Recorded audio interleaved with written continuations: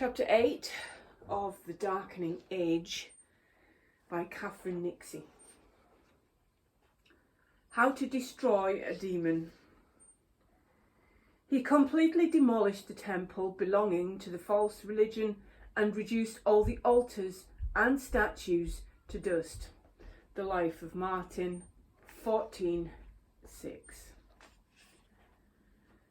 The pages of history might overlook this destruction, but stone is less forgetful. Go to room 18 in the British Museum in London and you will find yourself in front of the Parthenon marbles taken from Greece by Lord Elgin in the 19th century. These astonishingly lifelike statues are today in a sorry state. Many are mutilated or missing limbs.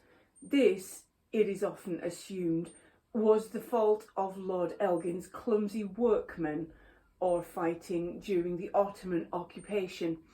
And indeed, some of this was, but not all.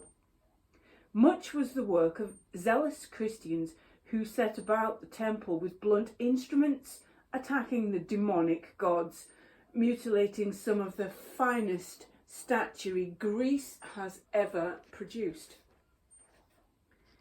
The east pediment fared particularly badly. Hands, feet, even whole limbs have gone, almost certainly smashed off by Christians trying to incapacitate the demons within. The vast majority of the gods have been decapitated again, almost certainly the work of Christians.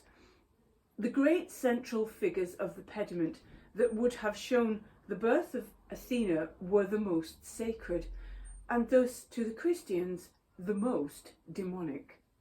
They, therefore, suffered the most. It is likely that they were pushed off the pediment and smashed on the ground below, their fragmented remains ground down and used for mortar for a Christian church. The same tale is told by objects in museums and archaeological sites across the world. Near the marbles in the same museum is a basalt bust of Germanicus. 2 blows have hacked off his nose and a cross has been cut in his forehead. In Athens, a larger-than-life statue of Aphrodite has been disfigured by a crude cross carved on her brow. Her eyes have been defaced and her nose is missing. In Cyrene, the eyes have been gouged out of a life-size bust in a sanctuary of Demeter and the nose removed. In Tuscany, a slender statue of Bacchus has been decapitated. In the Sparta Archaeological Museum, a colossal statue of the goddess Hera looks blindly out, her eyes disfigured by crosses. A beautiful statue of Apollo from Salamis has been castrated and then struck hard in the face, shearing off the god's nose. Across his neck are scars indicating that Christians attempted to decapitate him but failed. In Palmyra Museum there stood, at least until the city's recent occupation by Islamic State, the mutilated and reconstructed figure of the once great statue of Athena that had dominated a temple there. A huge dent in her once handsome face was all that remained when her nose was smashed off. A recent book on the Christian destruction of statues, focusing just on Egypt and the Near East, runs to almost 300 pages, dense with pictures of mutilations. But while some evidence remains, much has gone entirely. The point of destruction is, after all, that it destroys. If effective, it more than merely defaces something. It obliterates all evidence that the object ever existed. We will never know quite how much was wiped out. Many statues were pulverised, shattered, scattered, burned and melted into absence. Tiny piles of charred ivory and gold are all that remain of some. Others were so well disposed of that they will probably not be found. They were thrown into rivers, sewers and wells, never to be seen again. The destruction of other sacred objects is, because of the nature of the object, all but impossible to detect. The sacred groves of the old gods, for example, those tranquil, natural shrines, like the one Pliny had so admired, were set about with axes and their ancient trees hacked down. Pictures, books, ribbons even, could be seen as the work of the devil, and thus removed and destroyed. Certain sorts of musical instruments were censured and stopped. As one Christian preacher boasted, the Christians smashed the flutes of the musicians of the demons to pieces. Some of the demolition, such as that of the temple of Serapis, was so terrible that several authors recorded it.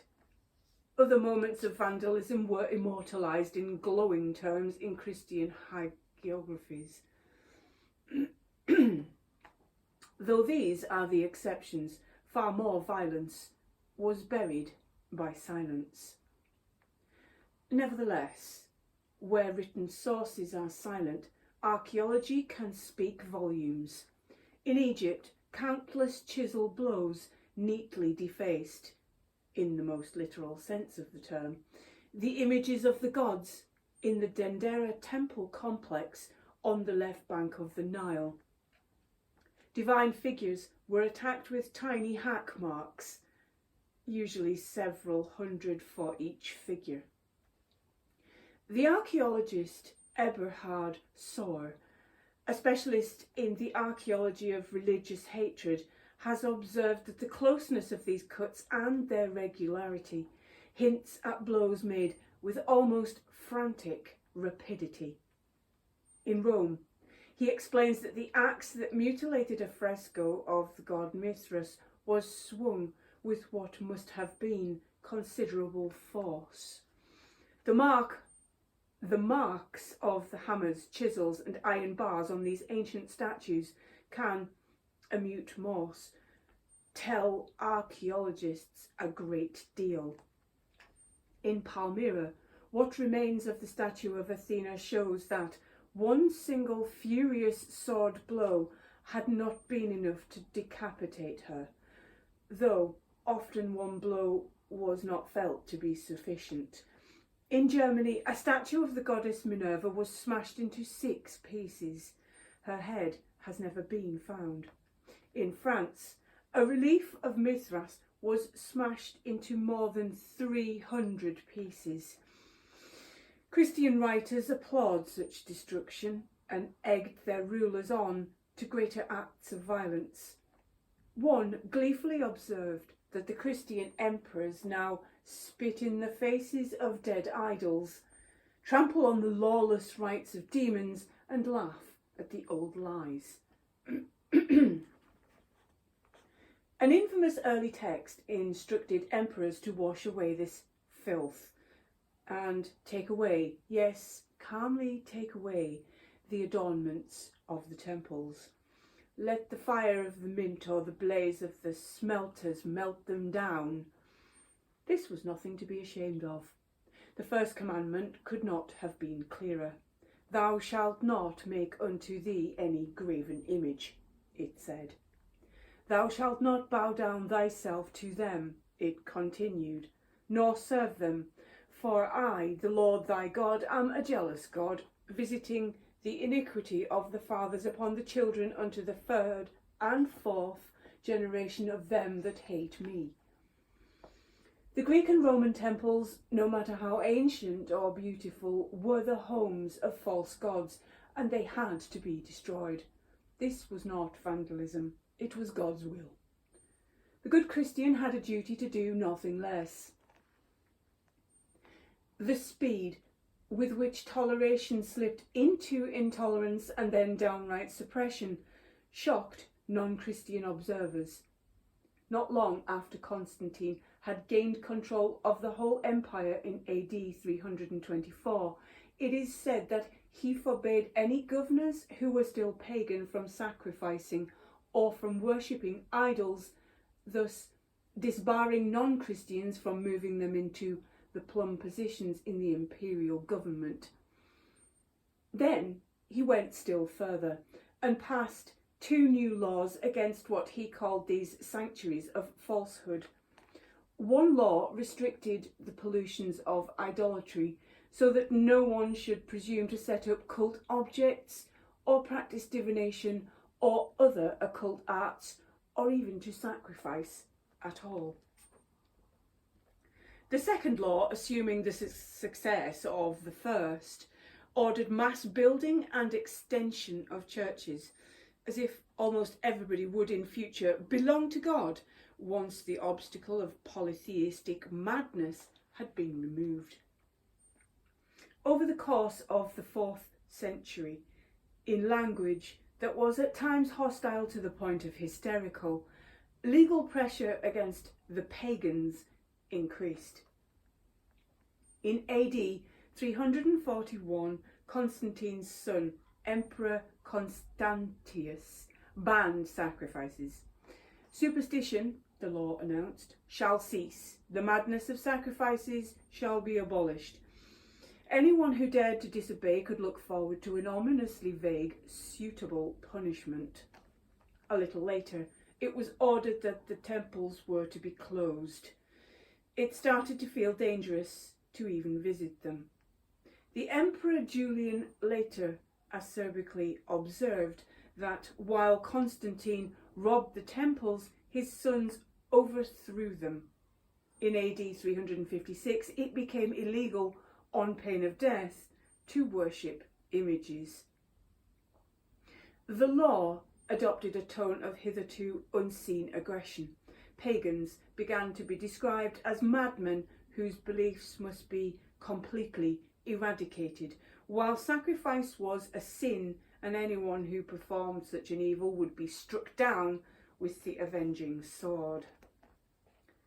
That is not to say that in the century that followed Constantine's conversion there were not periods of quiet. There were. There were pauses, even reversals, in the persecution. Under the reign of Valentinian I and his brother Valens, in the middle of the century, state interference lessened. The reign of the Emperor Julian, the Apostate, as later Christian generations would disparagingly call this non-Christian ruler, was, of course, another.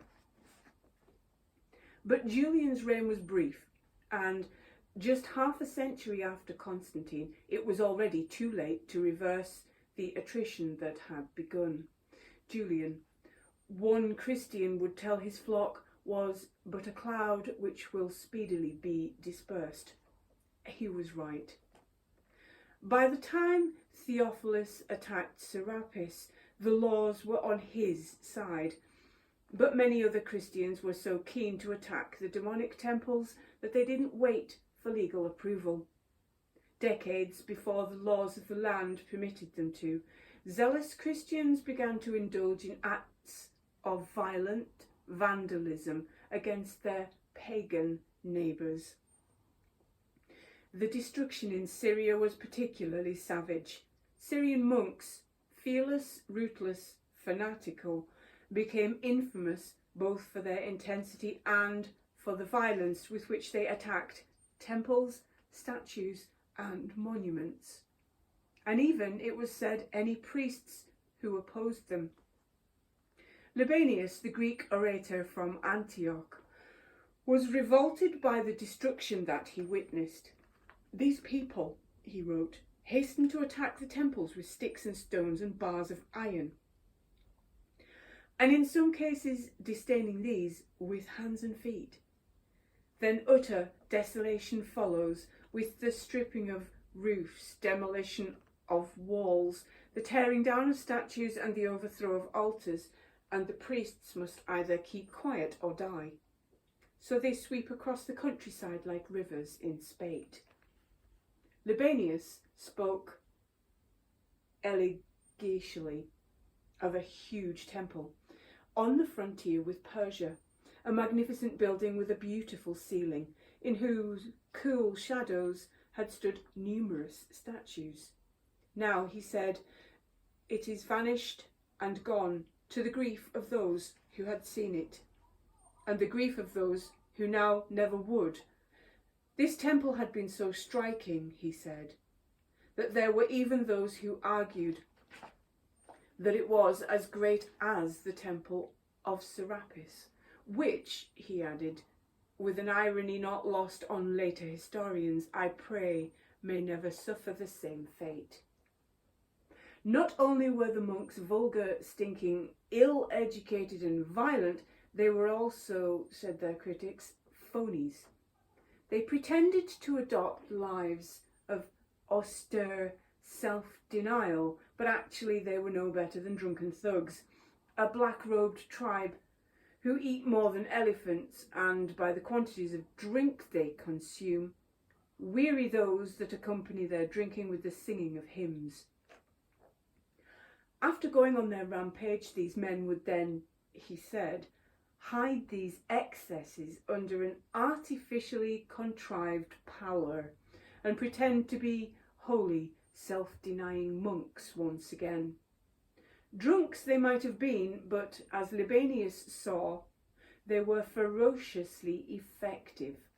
After demolishing one temple, they scurry to another and to a third, and trophy is piled on trophy. And all this is in contravention of the law. As the century drew to its close, the period of leniency ended. In the 380s and the 390s, rulings started to be issued with increasing rapidity and ferocity against all non-Christian ritual. In AD 391, the fervently Christian Emperor Theodosius passed a formidable law. No person shall be granted the right to perform sacrifices. No person shall go around the temples. No person shall revere the shrines. Nor could anyone with serious secret wickedness venerate his household gods, or burn lights to them, or put up wreaths to them, or burn incense to them.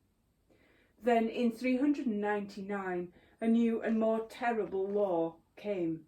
It was announced that if there should be any temples in the country districts, they shall be torn down without disturbance or tumult.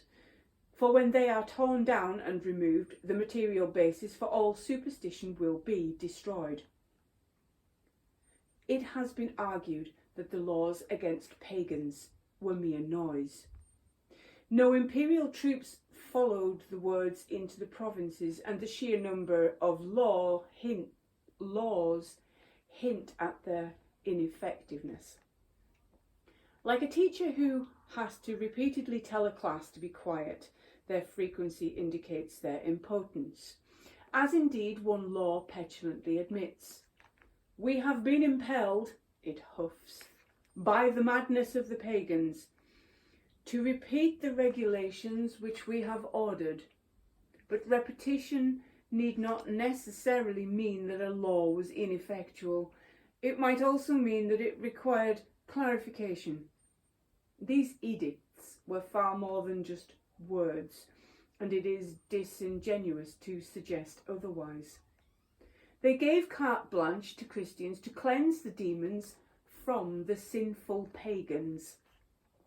Many were ready and waiting for the chance to do just that, not always as mindful of Mark 12:31 as they might have been.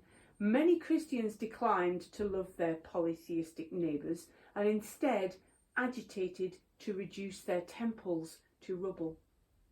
Bishops badgered their rulers for new laws and then used their congregations as de facto troops to carry out demolitions.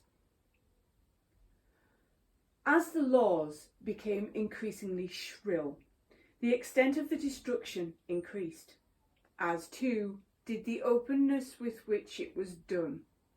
At some point, probably just before the attack on the Temple of Serapis, a bishop named Marcellus became the first of the bishops to put the edict in force and destroy the shrines in the city committed to his care. Then, in 392, Serapis fell. Almost no event, with the exception of the sack of Rome by the Visigoths in AD 410, would resound more loudly through literature of the time. Its collapse would not be heard by later centuries of the time. By later centuries. In the newly Christian world, this was one tale, one of many that would be quietly forgotten. The attacks were hymned by hagiographies and histories. In 4th century France, Saint Martin, or so the life of Martin proudly records, set fire to a most ancient and famous shrine before moving on to a different village and a different temple. Here, he completely demolished the temple belonging to the false religion and reduced all the altars to statues and dust. Martin was no anomaly. Flushed by his success at the Temple of Serapis, Bishop Theophilus went on to demolish numerous shrines in Egypt. Hagiography records such attacks not as dismal or even embarrassing acts of vandalism, but as proof of a saint's virtue. Some of the most famous saints in Western Christianity kicked off their careers, so the stories like to boast, demolishing shrines. Benedict of Nursia, the revered founder of Western monasticism, was also celebrated as a destroyer of antiquities. His first act, upon arriving in Monte Cassino, just outside of Rome, was to smash an ancient statue of Apollo and destroy the shrine's altar. He didn't stop there, but toured the area, pulling down the idols and destroying the groves on the mountain, and gave himself no rest until he had uprooted the last remnant of heathenism in those parts. Of course, hagiography is not history, and one must read such accounts with, at best, caution. Because even if they do not tell the whole truth, they certainly reveal a truth, namely that many Christians felt proud, even jubilant, about such destruction. Further south, the firebrand preacher John Chrysostom, John Goldenmouth, weighed in. This man was so charismatic that crowds of Christians would pack into Antioch's great church to hear him speak, his eyes flashing, then leave as soon as he was finished, as if he observed, with a distinct want of monkish humility, "I were a concert performance." Chrysostom was nothing if not zealous. Hearing that Phoenicia was still suffering from the madness of the demon's rites, he sent violent bands of monks, funded by the faithful women in his congregation, to destroy the shrines in the area. Thus concludes historian Theodoret. The remaining shrines of the demons were utterly destroyed. A papyrus fragment shows Bishop Theophilus standing triumphantly over an image of Serapis, Bible in hand, while on the right-hand side monks can be seen attacking the temple. Saint Benedict, Saint Martin, Saint John Chrysostom. The men leading these campaigns of violence were not embarrassing eccentrics, but the men at the very heart of the church. Augustine evidently assumed his congregants would be taking part in the violence, and implied that they were right to do so.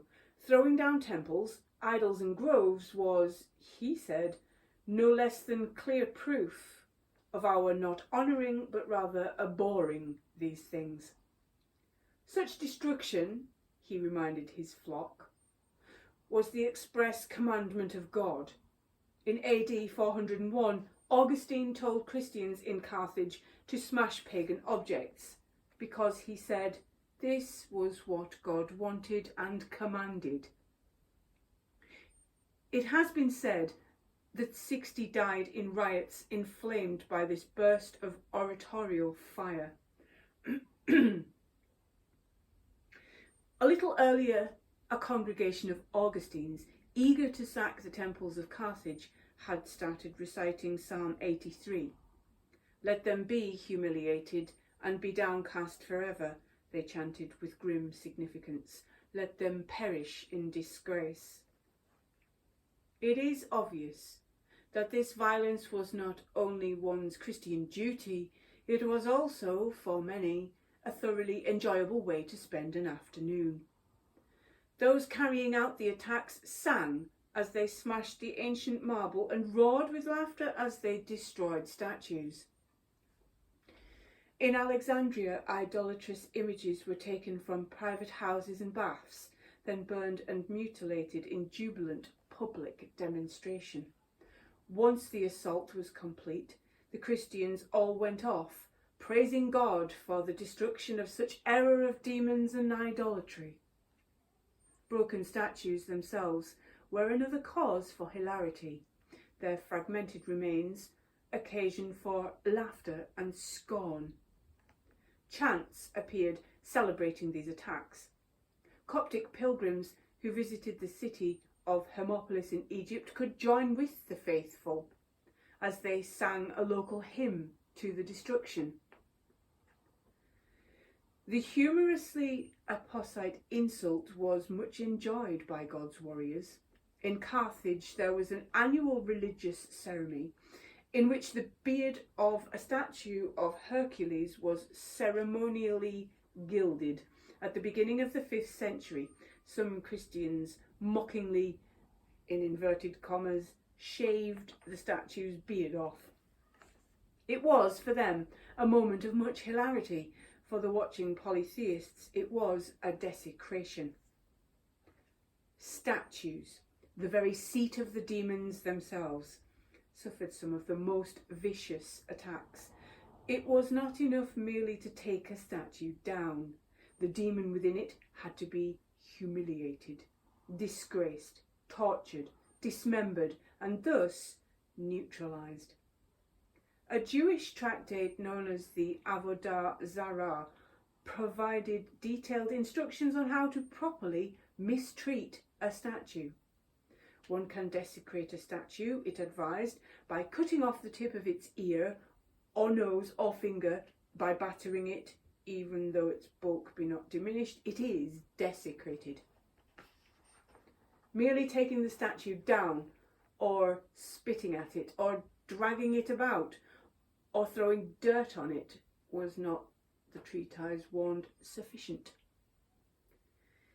Though the resourceful Christian might indulge in all of these as an added humiliation to the demon within. Sometimes, as was with the case of the bust of Aphrodite in Athens, the statues appear to have been baptised with deep crosses gouged on their foreheads. If this was a baptism, then it may have helped not only neutralise the devil within, but also to vanquish any more personal demons that could arise when looking at such a beautiful naked figure. A naked statue of Aphrodite was, wrote one Christian historian in disgust, more shameless than that of any prostitute standing in front of a brothel, and, like a prostitute, Aphrodite and her plump bottom and naked breasts might incite the demon of lust in the viewer. Far less easy to feel desire for a statue who has had a cross gouged in her head, her eyes blinded and her nose sliced from her face. Erotically appealing statues suffered more than chastely clothed ones. We can still see the consequences of this rhetoric. Today, a once handsome Apollo missing a nose stands in this museum. A statue of Venus that stood in a bathhouse has had her nipples and mons pubis chiselled away. A statue of Dionysus has had his nose mutilated and his genitalia removed. These attacks may have been beneficial for God, but they were not unhelpful to local Christians either. People built themselves houses from the stones of the demolished temples. Look closely at the buildings in the east of the Roman Empire and you can see the remains of the classical tradition in the new Christian architecture. A pair of cut-off legs here, the top of a handsome Grecian column there. One law announced that the stones from demolished temples should be used to repair roads, bridges and aqueducts. In Constantinople, a former temple of Aphrodite was used to store a bureaucrat's chariots. Christian writers revelled in such little humiliations. As one exulted, "Your statues, your busts, the instruments of your cult have all been overturned. They lie on the ground and everyone laughs at your deceptions." Sinful pagans who suddenly found themselves beset by raging mobs of Christians often felt themselves to be more sinned against than sinning, and objecting to the destruction of their sacred monuments, fought back. The violent temple-destroying bishop Marcellus was seized and burned alive by outraged polytheists. In the 420s in Carthage, the temple of the Roman goddess Caelestis and all nearby sanctuaries were levelled. This was no mean feat. The shrine of Caelestis was a mile long. Pagans protested vocally and impotently. "No craftsman will ever again make the idols that Christ has smashed," gloated Augustine. Consider what power this Caelestis used to enjoy here at Carthage. But where is the kingdom of this Caelestis now? Fights could ensue during destruction, and in the process, Christians were sometimes killed. Not necessarily a bad thing to some Christian minds, of course. A martyr's crown awaited those who died in this way.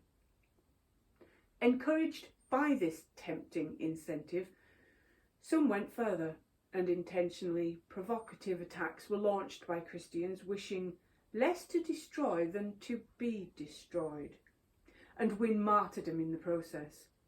It was a process that seems to have got out of hand. As early as the start of the 4th century, some Spanish bishops were moved to declare, if anyone breaks idols and is killed on the spot, they would not, after all, be awarded the martyr's crown. The destruction did not stop at public property. Later, bands of Christians began to enter houses and bathhouses and remove suspect statues from them, which, when found, would be publicly burned. Sometimes, according to the Christian chronicles, such vandalism happened without the need for human hand. The mere presence of godliness was enough to cause statues to auto-destruct, as the somewhat dubious hagiography of a bishop in Gaza records. When he approached a statue with a cross, the demon that dwelt in the statue came forth out of the marble with great confusion and cast down the statue itself and brake it into many pieces. Miraculous enough in itself, but this good deed also had some advantageous collateral damage.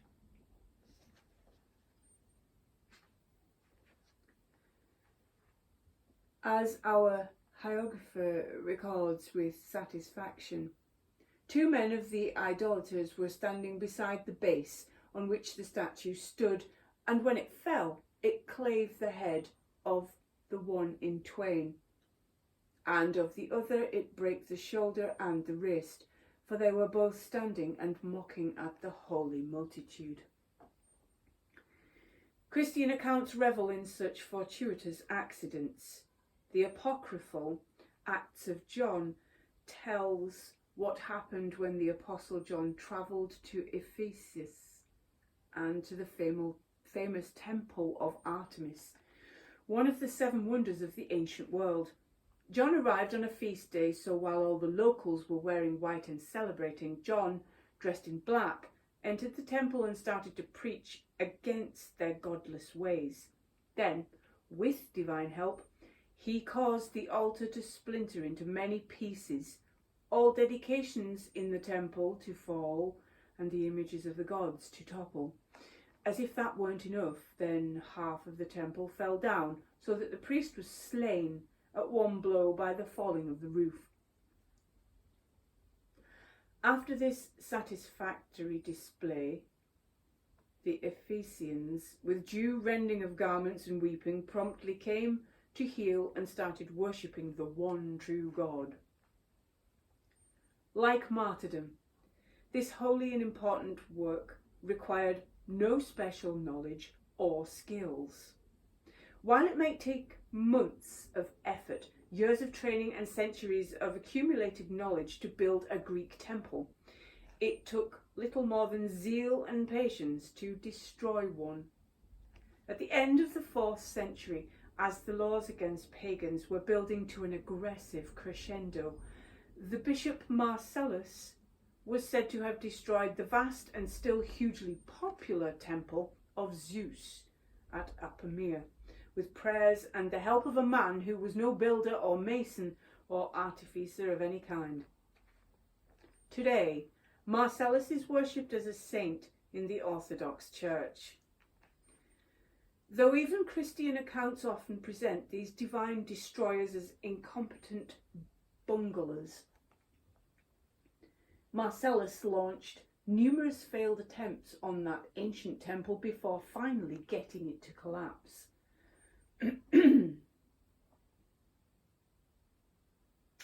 It transpired that a black demon had been thwarting his purpose. The efforts of St. Martin in France also teetered on disaster. While burning down one ancient temple, his triumph nearly rebounded on him when, mid-conflagration, the flames flared out of control and almost set alight a nearby house. Martin just managed to prevent this PR disaster by climbing up onto the roof of the house, throwing himself in the path of the flames as they came towards him. The idea of such incompetence fits with some of the archaeological evidence. Some of the Parthenon frieze, for example, may well have been saved because it was so high and the slope beneath the temple was so steep that its offensive figures were hard to see. Today, histories of this period, if they mention such destruction at all, hesitate to condemn it outright. The 1965 edition of the Penguin Dictionary of Saints records with little more than amused indulgence that Martin of Tours was not averse to the forcible destruction of heathen shrines. In modern histories, those carrying out and encouraging the attacks are rarely described as violent or vicious or thuggish. They are merely zealous, pious, enthusiastic, or at worst, overzealous. As the academic John Paulini puts it, modern scholarship, influenced by a Judeo-Christian cultural bias, has frequently overlooked or downplayed such attacks, and even at times sought to present Christian desecration in a positive light. The attacks themselves are diminished in importance, both implicitly by the lack of attention they are given, and at times even explicitly. We should not make too much of these events. One influential academic has argued we should not amplify them unduly, as such desecrations may have been the work of a determined few briskly performed. The events may have been briskly performed, but the effects of such acts were deep and long-lasting, as indeed the Christians intended them to be. That was the point. Again and again, it is recorded that the violent destruction of a temple resulted in almost instantaneous conversion among the locals. In Alexandria, after the destruction of the temple of Serapis, many, having condemned this error and realised its wickedness, embraced the faith of Christ and the true religion. According to this Christian source, the Alexandrians converted merely because their eyes had been opened. It is easy to see another reading of their conversion. They were terrified. In Gaza, after watching a statue smash into pieces at the appearance of the cross, it was said that 32 men and 7 women converted instantly. When Marcellus destroyed the great temple of Zeus in Apamea, it fell with a crash that was loud enough to bring all the townspeople running. Sure enough, no sooner did the multitude hear of the flight of the hostile demon than they broke out into a hymn of praise to God. Educated non-Christians balked at the violence. Libanius, who would go down in history as the last of the great pagan orators, protested vividly. The church might declare that it was winning converts through these attacks, but this, said Libanius, was bunk. They speak of conversions apparent, not real. Their converts have not really been changed. They only say they have, in which case, he went on, what advantage have they won when adherence to their doctrine is a matter of words and the reality is absent? Persuasion is required in such matters, not constraint. Some of the greatest orators in the ancient world stepped forward to defend the empire's long tradition of religious pluralism and, yes, tolerance. Another orator named Themistius echoed Libanius's arguments closely in a speech delivered in AD 364. People had always, he said, worshipped different gods, and there was nothing wrong with that. On the contrary, the divine law sets free each person's soul for the path of religious devotion which they think best. No confiscation of property, no punishment, no burning has ever overcome this law. It may happen that the body is broken and dead, but the soul will depart, carrying with it the knowledge of the law of freedom, even if its expression has been constrained. Christians disagreed and took pride in conversions made after a show of force. In Carthage, 2 imperial officials destroyed the temples of the false gods and broke their statues. This little burst of thuggishness had, in Christian eyes, a pleasing, invigorating effect on the locals.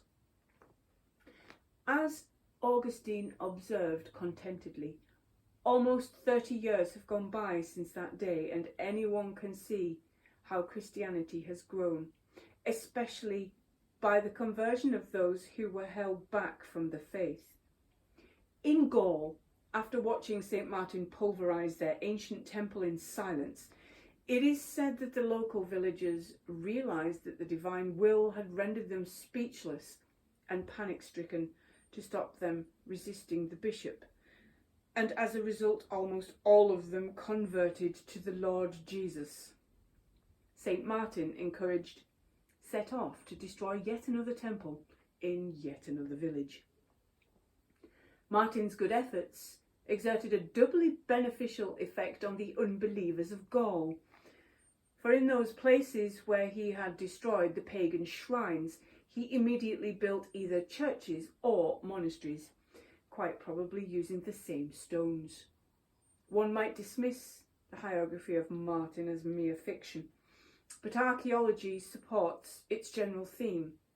Gaul started to become ever more Christianized at around the time of Martin's episcopate.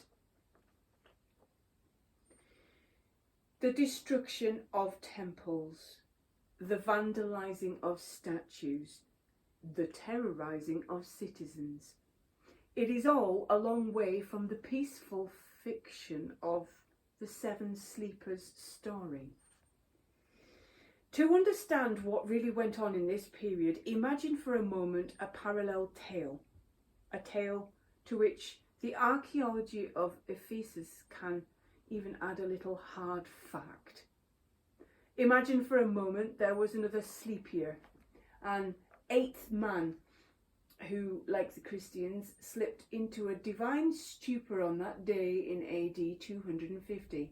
Imagine that he too wakes perhaps a century later, and that he too walks into the city he had once known. Almost immediately this worshipper of the old gods would, like Malchus, have known that something fundamental had changed. Had he walked through one of the city's great gates, he would not merely have noticed the triumphant cross. He would almost certainly have noticed that the handsome relief on the side of the gate had been violently mutilated. As he walked on, he would have seen more to make him feel uneasy, that the doors of the temples, some of which had been founded almost 1,000 years before, had been stripped and vandalised, that many of the statues which had once stood in the temple's niches were missing. Had our sleeper then paid a visit to the town's bathhouse in the harbour, he would have noticed even more desecration. In one street an image of Artemis had been defaced. In the baths, Artemis's very name had been erased from a plinth where she had once stood. Everywhere he would have seen numerous figures that had been viciously attacked. Even a statue of the Emperor Augustus himself had not escaped. Augustus, his nose sliced off, now wore a Christian cross on his forehead. And if our imaginary sleeper had walked on, he would have been confronted with a final image which would have pointed to the source of all of this destruction. For there, right in the centre of the city of Ephesus, was a large wooden cross. If he had peered at its base, he would have seen large, crudely gouged Greek letters. There beneath the cross was an inscription made by a local man named Demeas. Having destroyed a deceitful image of demonic Artemis, it announced in emphatic capitals. Demeas set up this sign of truth, honouring both God and the driver away of idols, and the cross, that victory-bringing immortal symbol of Christ. At the end of the 4th century, the orator Libanius looked out and described in despair what he observed. He and other worshippers of the old gods saw, he said, their temples in ruins, their ritual banned, their altars overturned, their sacrifices suppressed, their priests sent packing, and their property divided up between a crew of rascals. They are powerful words, and it is a powerful image. Yet in the Christian histories, men like Libanius barely exist. The voices of the worshippers of the old gods are rarely, if ever, recorded. But they were there. Some voices, such as his, have come down to us.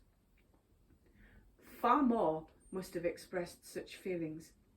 It is thought that when Constantine had come to the throne, 10% of the empire at most were Christian. That is not to say that the rest were fervent worshippers of Isis or Jupiter. The popularity of different gods waxed and waned over time, and the spectrum of classical belief ran from the firm believer to utter skeptic. But what is more certain is that probably around 90% were not Christian. By the end of that first tumultuous century of Christian rule, estimates suggest that this figure had been reversed. Between 70 and 90% of the empire were now Christian. One law from around that time declared entirely untruthfully that there were no more pagans. None. The aggression of the claim is remarkable. Christians were writing the wicked pagans out of existence. In the crowing words of one triumphalist account, the pagan faith, made dominant for so many years by such pains, such expenditure of wealth, such feat of arms, has vanished from the earth. It had not. Nevertheless, it is clear that a staggering reversal had taken place. Tens of millions of people had converted, or were said to have converted, to a new and alien religion in under a century. Religions that had lasted for centuries were dying with remarkable rapidity. And if some of the millions were converting not out of love of Christ, but out of fear of his enforcers. No matter, argued Christian preachers, better to be scared in this life than burn in the next. The worshippers of the old gods pleaded eloquently with the Christian elite for toleration. One of the most famous requests was sparked by a dispute over an altar. The altar of victory had stood in the Senate house in Rome for centuries, and for centuries Roman senators had made offerings at it before meetings of the Senate. It was an ancient custom dating back to Augustus, and a revered one, but Christians began to find it increasingly intolerable that they had to share the Senate with idols and breathe what they saw as the polluting demonic smoke. After decades of toing and froing, in AD 382 the Christian Emperor Gratian ordered the altar out. Rome's senators, at any rate, those who were still worshippers of the old gods, were dismayed. Not only was this a gross break with tradition, it was a serious insult to the gods. The brilliant orator Symmachus wrote an appeal. First, he begged the emperor to allow religious difference among his subjects, echoing Herodotus, Celsus, Themistius, and many others before him. He observed that each person has their own custom, each to their own religious rite, and that mankind was ill-equipped to judge which of these was best, since all reasoning is shrouded in ambiguity. He doesn't ask for any curbing of Christianity. It was, he said, not possible to attain to so sublime a mystery by one route alone. One can dismiss this as mere pragmatism and politics, and true, Symmachus was hardly in a position to ask for more.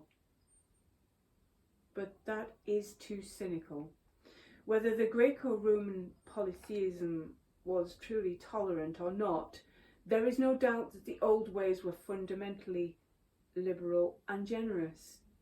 Men such as Symmachus had no wish to change that. Or, as he put it to his intolerant Christian rulers, "We offer you now prayers, not a battle." Symmachus might not have wanted a battle, but a battle was precisely what the Christians saw themselves as fighting. For a Christian, reasoning was not shrouded in ambiguity, it was explicitly laid out in the Bible. And the Bible on this point was clear, as those thundering words of Deuteronomy had it.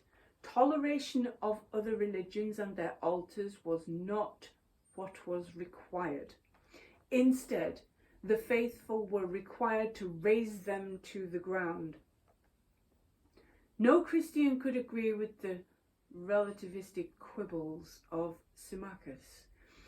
To a Christian, there were not different but equally valid views. There were angels and there were demons, and as the academic Ramsay MacMullen has put it, there could be no compromise with the devil. And as Christians made clear in 1,000 hectoring sermons and 100 fierce laws, objects associated with other religions belonged to the Dark Lord. The devil's worship, fulminated one Christian, consists of prayers in the temples of idols, honours paid to lifeless idols, the lighting of lamps or burning of incense. Symmachus lost. His plea was ignored. Then, some 20 years later, in AD 408, came out of the fiercest pronouncements yet. Came one of the fiercest pronouncements yet. If any images stand even now in the temples and shrines, this new law said, they shall be torn from their foundations. The buildings themselves of the temples, which are situated in cities or towns or outside the towns, shall be vindicated to public use. Altars shall be destroyed in all places. Rome's ancient cults were collapsing. And yet, though Symmachus lost, perhaps because he lost, his words still have a terrible power. We request peace for the gods of our forefathers, he had begged. Whatever each person worships, it is reasonable to think of them as one. We see the same stars. The sky is shared by all. The same world surrounds us. What does it matter what wisdom a person uses to seek for the truth?